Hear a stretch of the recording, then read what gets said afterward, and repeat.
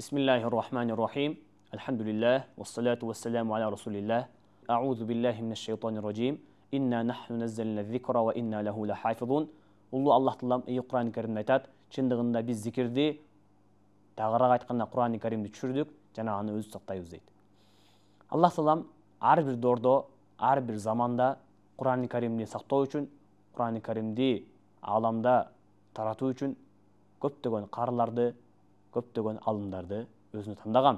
Бұл турасында Аллах Таалам башқа аятта айтады: "Сумма аураснал китабаллазина астафайна мин ибадина".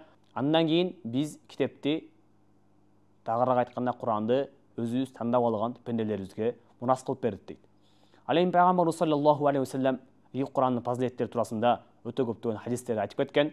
Мына ошол хадистердің бір қанчасын сіздер менен бөлүшөбүз. Пайгамбарыбыз саллаллаху алейхи вассалам айтқан хадисте келет: "Мен қараал Құран ва таалламаху ва амила бима фихи".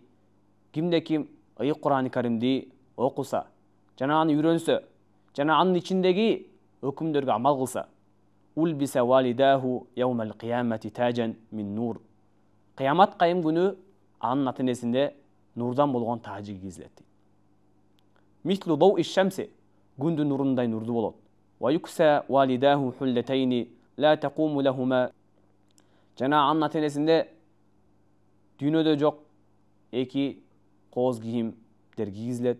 Фаяқулани бима кусина хада. Ата-энеси ошондо таң калып айтар экен: "Эмне үчүн бизге бул кийимдер кийгизилди?" дегенде, фаюқал би ахзи валадикум ал-Qur'an. Ошондо аларга айтылат: "Себеби силердин балаңар Құран Кәрімди үйрөндү, аны жаттады, ага амал кылды" деп айтылат экен. Эгерде сиз кыямат кайым күнү күндүн нурунан дагы нурду болгон тажыны кийгиңиз келсе, анда уулуңузду же кызыңызды, балдарыңызды Құран Кәрим жаттатыңыз. Құран Кәримди өзүңүз жаттай албасаңыз дагы жок дегенде урпактарыңызга Құран Кәрим жаттатсаңыз, иншалла балаңыз кары болуп чыкса, Құран Кәрим жаттаса, ага амал кылса, иншалла кыямат кайым күнү сизге күндүн нурунан дагы нурду тажы кийгизет. Сиз дүйнөдөн өткөндөн кийин дагы сизге анын соогу жетип турат. Башка хадисте пайгамбарыбыз саллаллаху алейхи вассалам айтат: "Яжиу сахибул Qur'an яумал қияма фаяқулу Qur'ан". Кыямат кайым күнү Құран ээси алып келинет.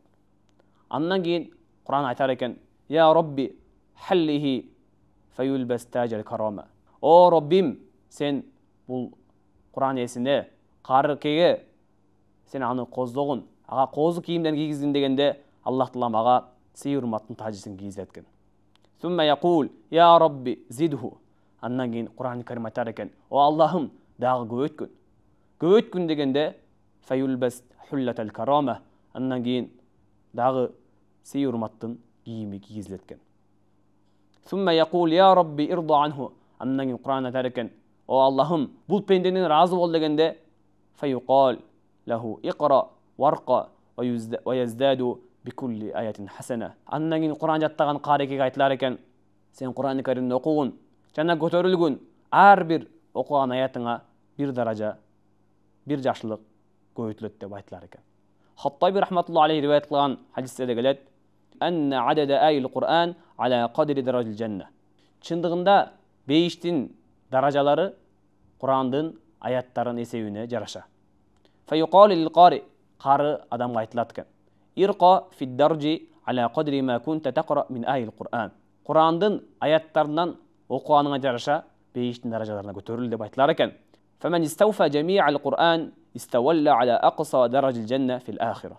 Кимде-ким Құран Кәримди башынан баштап аягына чейин толук окуй турган болсо, ал акыретте бейиштин эң жогорку даражасында болот дейт. "Ваман qara'a juz'an minhu kana ruqiyuhu fid daraj ala qadri zalik". Ал эми кимде-ким бир канча бөлүгүн окуй турган болсо, анын даражаларга көтөрүлүүсү дагы ошого жараша болот дейт. "Фаякун мунтаха ас-саваб инда мунтаха ал-qira'a". Натыйжада анын сооптору, даражасы окулган аяттарына жараша болот дейт. Ошондуктан эгерде Құран Кәримди жаттап, ага амал кылып жашообузга алып келе турган болсок, Аллах Таалам бизди өзү тандап алган пенделердин катарына кошкон болот. Жана дүйнөдөгү пайгамбарыбыз эң жакшы адам деп мактаган дагы мына ушул Құран Кәримди окуп жана башкаларга үйрөткөн адам. Себебі пайғамбарымыз өзінің берекелі хадисінде айтқан: "Хойрукум ман таалламал Кур'ана ва алламаху", сілерден ең жақшыңар, ең мықтыңар бұл Құран кәрімді үйренген, өзі оқыған, жана башкаларга үйрөткөн дейді. Аллах Тағала барыбызга қиямат күні Құранның себебінен биік даражаларды насип қылсын. Ва ахиру дауана анил хамдулиллахи раббил аламин.